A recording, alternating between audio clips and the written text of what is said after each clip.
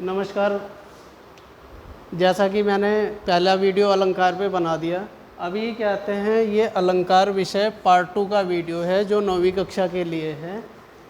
इसमें हम अर्थालंकार पे बात करेंगे। यह अर्थालंकार दूसरा अलंकार का दूसरा पार्ट है।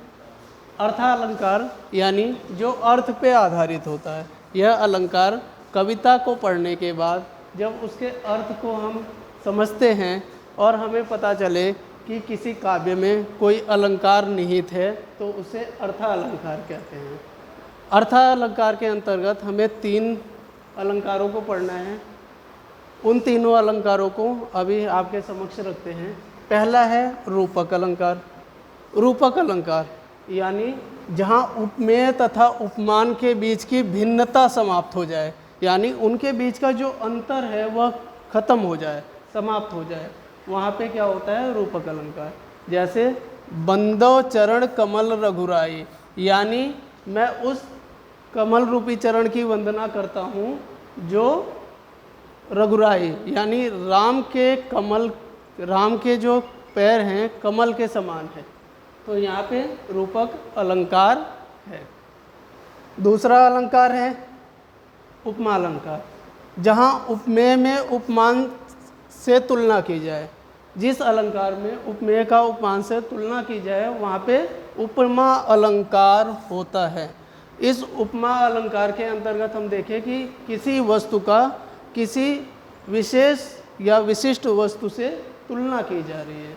जैसे पीपर पात सरिस मन डोला, यानी मन कैसे डोल रहा है, पीपर के पत्ते के समान डोल रहा है। तो यहाँ मन की तुलना पीपर के पत्ते से की गई है, अतः यहाँ पे उपमा अलंकार है। अगला अलंकार उत्प्रेक्षा। उत्प्रेक्षा में क्या होता है, जब उपमेय का उपमान के गुण धर्म के कारण संभावना कर ली जाती है।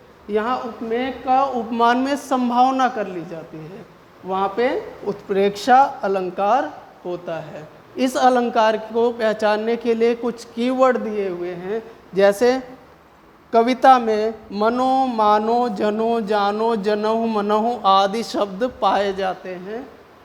जिन कविताओं में ये शब्द अगर आपको दिखे तो आप समझ जाना कि वहाँ पे उत्प्रेक्षा अलंकार है। इसका उदाहरण लेते हुए कहते हैं, कहती हुई यूँ उत्तरा के नेत्र जल से भर गए, हिम कणों से पूर्ण मानो। देखिए यहाँ पे मानो वाक्य आया है, मनो मानो जनो जानो जनहु आदि शब्द। तो यहाँ देखिए मानो वाक्य आया है, हिम कणों से पूर्ण मानो हो गए पंकज ने, अतः यहाँ पे उत्प्रेक्षा अलंकार है। इस वीडियो में अभी के लिए इतना ही। अगली कड़ी में उभया अलंकार के 2 पार्ट हैं, जिसमें मानवीकरण और एक अलंकार और है पुनरुक्ति प्रकाश।